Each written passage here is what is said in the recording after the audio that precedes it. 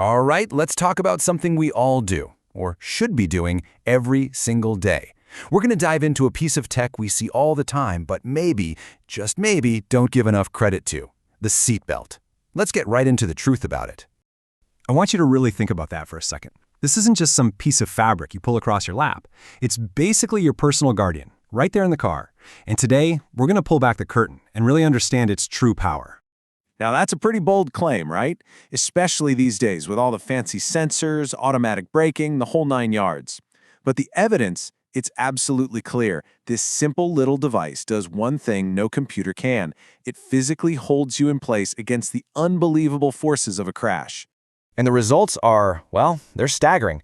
If you're in the front seat of a car, wearing a seatbelt cuts your risk of dying in a crash by 45%. For light trucks and SUVs, that number jumps to an incredible 60%. How?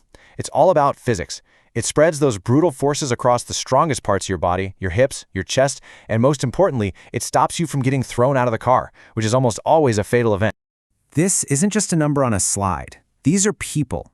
Almost 15,000 lives.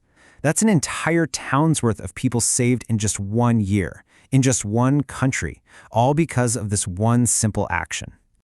Okay, so now let's tackle the biggest myth of them all. You know the one, that little voice in your head that says, "Hey, I'm just running down to the corner store, it's fine, I'm going slow." It's time to bust that low-speed myth wide open. So here's the question. What's the magic speed where you're totally safe without a belt? The answer is pretty unsettling. There is no reliably safe speed.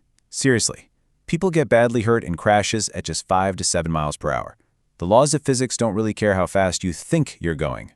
And here's why. It's all because of something called the second collision.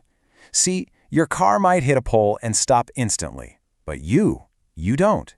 Your body keeps rocketing forward at the car's original speed until it slams into the steering wheel or the dashboard or the windshield. That second impact, that's what does the real damage.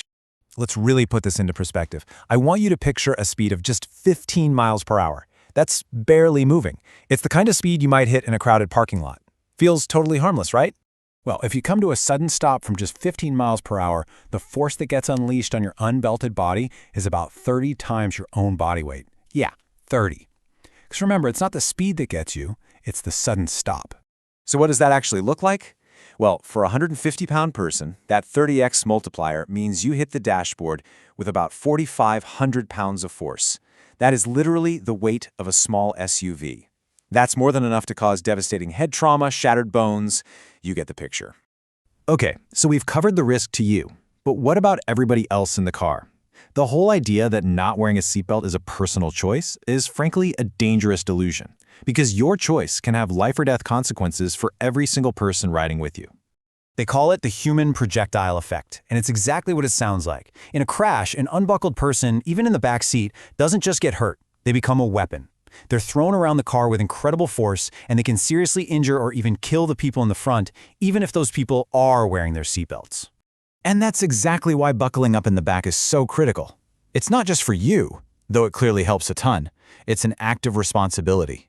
You're protecting the people in front of you from you.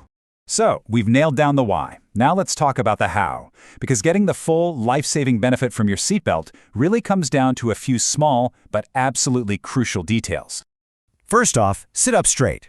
Now the lap belt, this is key. It has to be low and snug across your strong hip bones, not across your soft belly. The shoulder belt should go diagonally right across your chest, kind of between your neck and your shoulder. And last, just give it a little tug. Make sure it's snug, no twists. And look, wearing it the wrong way, that can be just as bad as not wearing it at all. If you tuck that shoulder belt under your arm or behind your back, all that crash force gets concentrated on your ribs and internal organs. It's a recipe for disaster. When you wear it right, your strong pelvic bone and collarbone take the hit, just like they're designed to. So a question I hear a lot is this: can the very thing that's supposed to save you actually hurt you? You hear stories about people getting bruises or even broken bones from the seatbelt in a bad crash. And the short answer is, yes, it can.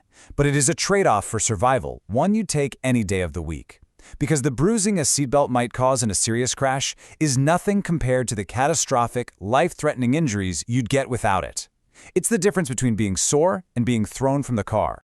And that proper fit becomes even more important for some passengers. For expecting mothers, that lap belt has to go under the belly, low and flat on the hips, always. For kids, it's all about using the right car seat or booster until the adult belt fits them correctly. And of course, the back seat is always the safest spot for any child under 13. So let's bring this all home. When you look at the physics, the right way to wear it, and the real-world results, the evidence is just completely, totally undeniable. The final numbers do not lie. This chart really says it all. More than 90% of us wear our seatbelts. But that tiny group that doesn't, less than 10% of people, they account for a shocking 44% of all traffic deaths. I mean, the risk for that small group is just astronomically higher. It's not even close. So let's do a lightning round at the key takeaways. Seatbelts stop you from being ejected, which is fatal 75% of the time. They are absolute lifesavers in violent rollover crashes. And they don't fight with airbags. They work together. The belt holds you in just the right spot so the airbag can protect you instead of hurting you. So I want to leave you with this one last thought. It's so easy to just click the belt without thinking, right? It's just a habit. But what if we change that? What if every single time you click that buckle, you treated it as a conscious, active choice to protect yourself and everyone you care about? How might that simple little shift in thinking change everything? Please like, subscribe, and get notified.